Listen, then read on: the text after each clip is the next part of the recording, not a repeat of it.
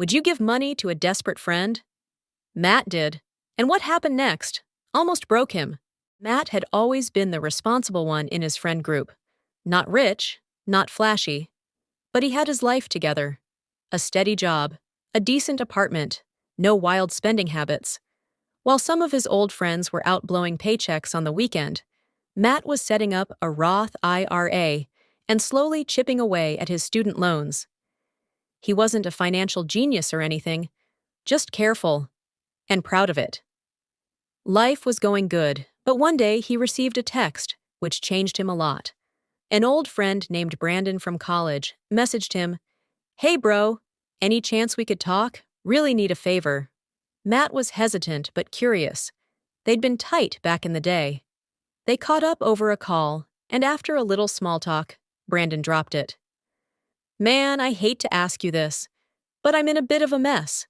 I lost my job, my rent's due, and my car just died. I just need $1,200 to hold me over until things get better. I'll pay you back next month. Promise?" He simply replied, "I'll think about it." And he meant it. He wasn't cold-hearted, but he also wasn't careless. Brandon had always been a bit unstable. Not a bad person, but someone who never really had his life together.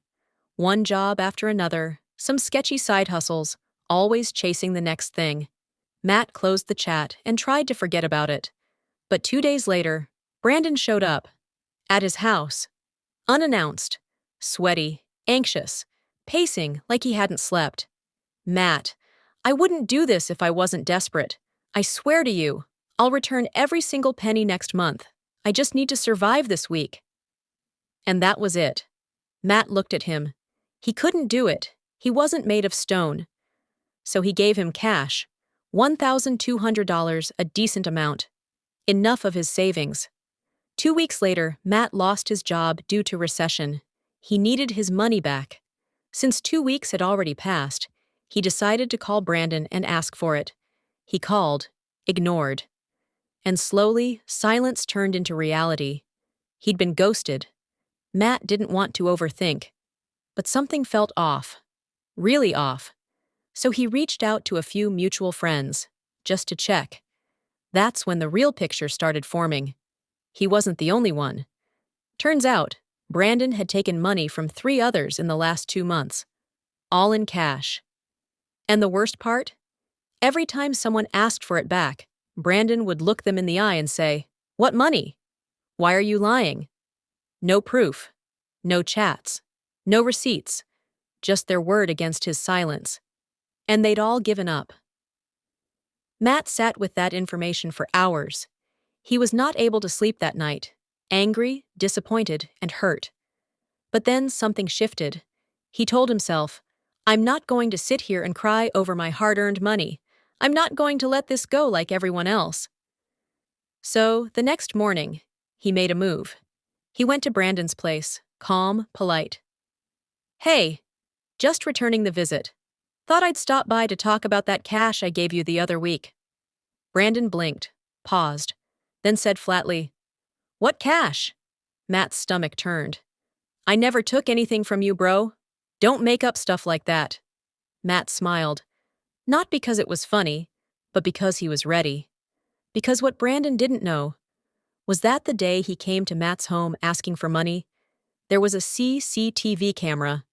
A small grocery store next to Matt's gate had full footage of Brandon visiting, shaking hands and leaving, with cash in hand.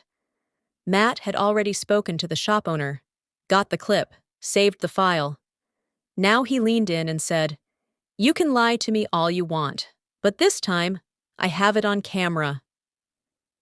Brandon's face turned pale. Matt didn't scream, didn't argue. Just added, "You've got 2 options. Start paying me back, in parts, if you have to. Or I take this clip, go to the police, and let them deal with it." The silence that followed was louder than any argument. The next week, Matt got a small transfer, then another. Slowly, over a couple of months, the full amount came back. No apologies, no emotional closure. But the money returned. And with it came something even more valuable. A lesson. Matt promised himself, never again. No more cash without documentation. No more lending without clarity. No more mixing guilt with generosity. He didn't become bitter, but he became smarter. Because the truth is, helping people is beautiful. But blind trust isn't loyalty, it's self-sabotage. Moral of the story: protect your kindness with caution. It's okay to help, it's okay to give, but never at the cost of your peace, your money, or your self-respect.